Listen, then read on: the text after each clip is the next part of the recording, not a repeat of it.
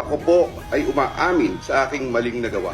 Pinahintulutan ko po ang aking sarili na maging kasangkapan sa pagpapatupad ng isang masamang gawain. I, Roberto R. Bernardo, a resident of Malolos City, Bulacan. My statements hereunder are based on personal knowledge and direct interactions with great risk to my safety and that of my family members.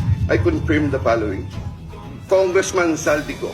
Congressman Saldico one time called me and wanted to confirm, maayos bang kausap si Engineer Alcantara?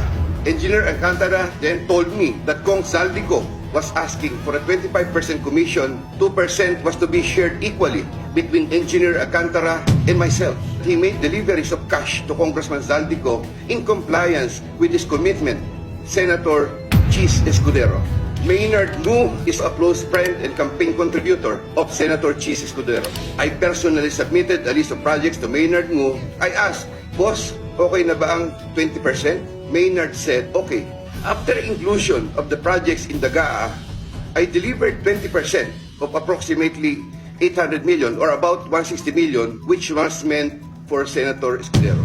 Senator Ramon Bong Revilla. Sometime in the year 2024, Senator Revilla and I met where I gave him a list of projects given to me by Engineer Alcantara. Senator Revilla asked for a commitment, which I suggested. Then he approved at 25%. Senator Revilla will appreciate additional contributions for his senatorial re-election bid. Engineer Alcantara collected the 25% commitment, or about 125 million, which was turned over to me and then delivered to Senator Revilla in his house in Cavite.